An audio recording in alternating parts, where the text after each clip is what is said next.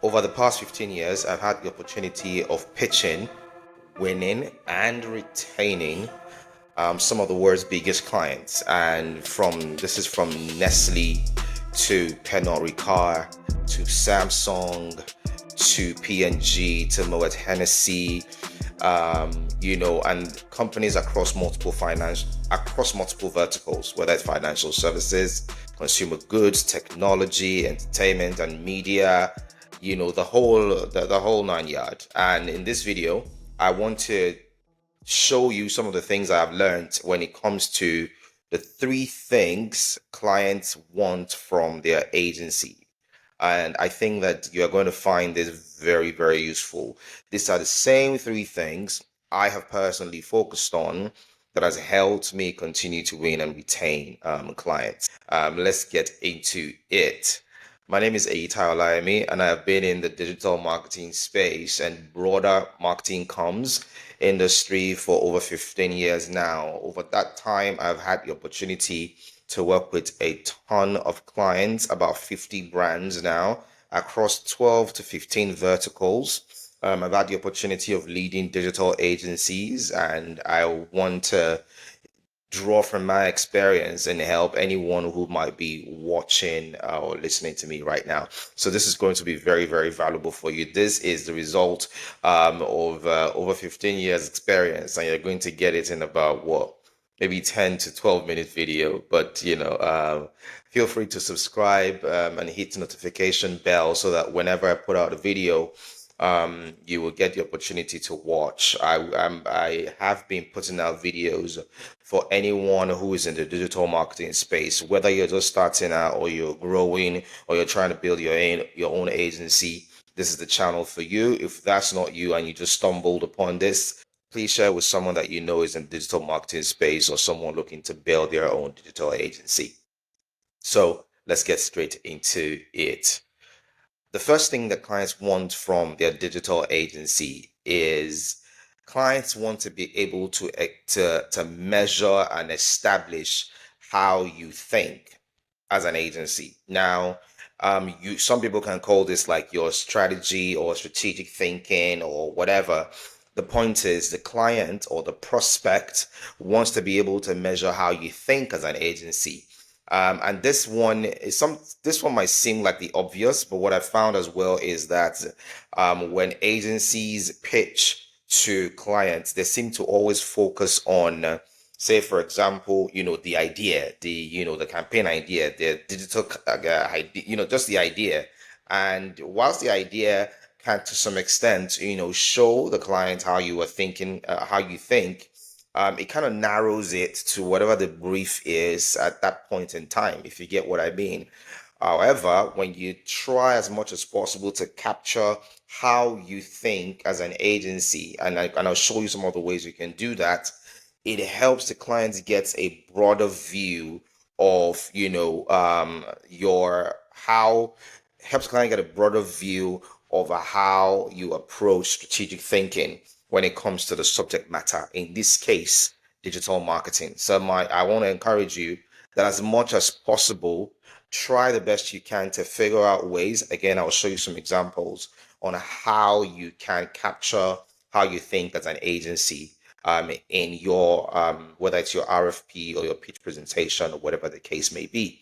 Now, I also like to say that how you think this is your ability to demonstrate to the client or the prospect your category or market thought leadership. And this has to be with your own unique point of view. Now, it's on two different levels. At the first level, it's okay to be able to find resources and references that document the way your agency thinks based on what you've borrowed here and there. But I think that it takes you a step higher when you are able to capture these thoughts in your own unique point of view. And I'll show you how I was able to do that in the time that I was working with some of the clients I was working with at the time. What are the ways that you can document or capture your thoughts in terms of how you approach the subject matter, in this case, digital marketing? And bear in mind, you can apply this to any other discipline where you offer, marketing services. And I dare say any form of professional services, point blank, period. The first way you can capture this your unique point of view is using frameworks or methodologies. Frameworks are one of the best ways, which is the way I have done it in the past, is that I have taken the time to develop frameworks, or I took the time to develop frameworks that capture my unique point of view or my agency's unique point of view on the subject matter of digital marketing. And you can break that down not just on digital marketing, broadly speaking, but you can also look at, say, for example, your framework for approaching content marketing, your framework for approaching influencer marketing, your framework for approaching paid media, and so on and so forth. When you document your point of view in these frameworks, what happens almost immediately is that it positions you as a thought leader to the client or to the prospect. It gives them a very high level of confidence that this person is not just giving me ideas that they sort of plucked out of thin air, but they are giving me ideas or propositions that's based on these framework that has taken them God knows how long to put together. And that's why this is my way. This is one of the ways I have taken to build my proposition for clients. And I want to encourage you to do the same. Frameworks are definitely a great way to do this. It's okay for you to try to document your thoughts in the form of a strategy, but what that does, like I said earlier, is that to some extent it might limit you to the brief or the case in point that the client, obviously had sent out to you. But when you put it in frameworks or methodologies, it kind of gives like this is your Bible for approaching this conversation. The other thing as well is that you can look at case studies. Case studies are also one of the ways that you can document or capture how you think about, the subject matter. I included strategy and case studies because I feel like it's easier for people to understand that. But trust me, between these two, it is not as strong as when you use frameworks to document, the way you think about the subject matter. Now, I have a video where I talked about frameworks a bit more extensively. I'll put the link in the description, or depending on when you are watching this video. If that video is not out yet, just subscribe and hit the notification bell, and definitely you would know when I put out the video where I talk a bit more about frameworks and how you can use them to really drive your business or your digital agency. So that's on how you think. And this is the first thing clients want to see when it comes to, they want to be able to measure this, they want to be able to get a sense of this when they are listening to your presentation or reading your pitch document. Sometimes the clients might not even know that that's what they are trying to assess in. But when you develop your proposals with this in mind, it kind of helps you hit this target. The next thing clients want to see when it comes to for a digital agency is that clients wants to see how you execute. The reality is that it's great when you are able to capture your thought process in these frameworks or methodologies. But what I found as well is that agencies sometimes fall flat when it comes to execution, and this is where this conversation becomes very, very important. Is that this is the moment of truth. This is the moment of truth. You have captured your thoughts, you've presented your thought, the client likes it, now the client has signed you on. This is the moment of truth. This is where you have to prove that everything you have said at the point of presentation or pitching, you can actually deliver.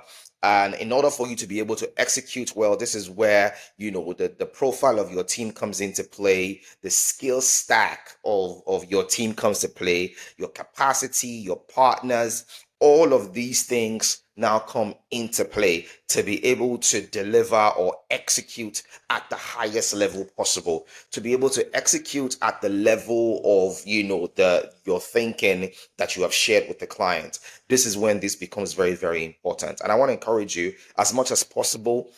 Don't be one of those agencies that, we just go out and, at least bring the business in first. I've realized that sometimes it's easier to win clients than to retain them. I'm going to say that again. I realize that sometimes it's easier to win clients than to retain them because of what I just said earlier, is that agencies tend to put their best foot forward, and then when it's the moment of truth and the client is in, it just tends to fall flat. So I want to encourage you as well. Of course, case studies can also help you kind of show how you've executed for a particular client in the past. So this is definitely something this is definitely something that I encourage agencies to keep in mind when they are putting together those pitch presentations. Um, I've kind of put in this funny graphic because in my mind is that if I am, as a client, if I'm presented with two agencies, one who has a very great is a superior level of thinking versus the other one who has a superior level of execution, I think I would go with the one that executes better.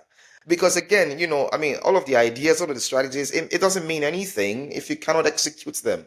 So I want to encourage you again, as you are pushing the envelope when it comes to how you think, I want you to also push the envelope when it comes to how you execute. This is, like I said earlier, this is the moment of truth. This is when you have to really show that you are able to deliver what you claim that you can deliver. Okay? So this is maybe the image I should have used. It was somewhere where execution was knocking out, how you think, but you get the point. And finally, clients want to be able to measure how the agency operates. This sometimes, oh my goodness, like this is my own pet peeve. Strategy, execution, yeah, but I have a serious issue when operational excellence is not the watchword, when we are not trying to push for timelines, when we're not trying to operate at the highest level possible, like that becomes really, really, really, really important. I have seen that, sometimes this is the most important element. This is what determines whether you keep the client or you lose the client. This becomes really important, especially for companies who have teams across multiple markets. So everything from project management, workflows, tools, and all of these things, they are very, very critical, not just for pitch success, like I put here, but will also help you retain the client. How you operate is very important. When in my agency, one of my past agencies, we actually hired someone who was an operator. Do you get what I mean? Like she is the kind of person that it doesn't matter what everything will happen as you imagined it, as you planned it. How you think is on point, how you execute is on point. Her role is to bring both together with operational excellence, and she does that really, really, really, really well. So um, these are the three things, in my opinion, that I believe that clients want to see. They want from their digital agency, whether at the point of pitch or at the or during the time that they're working with the agency. I put a bonus one here. So I have how you think, how you execute, and how you operate. I put a bonus one here, which is cost. Now, this one is neither here nor there. I only put it here because I know that sometimes all of these things I've said so far does not matter. All the client is looking for is the cheaper option. And I'm very aware of that. And clearly, when a client takes that approach, this sometimes is at the detriment of these three things that I've talked about. So I want to encourage you guys that these are the things you should focus on as you put together your pitch deck, as you put together your proposal to a client. That's the next video I think you should check out after this is where, like I said, I talked about frameworks, and it was in this video where I talked about how we went from $0 to $1 million in 18 months and how we did it. And I think that that would be a video that you should definitely check out right after this one. So this is all I have for you guys today. I hope that you found something valuable in this. Thank you very much, and I'll see you in the next one.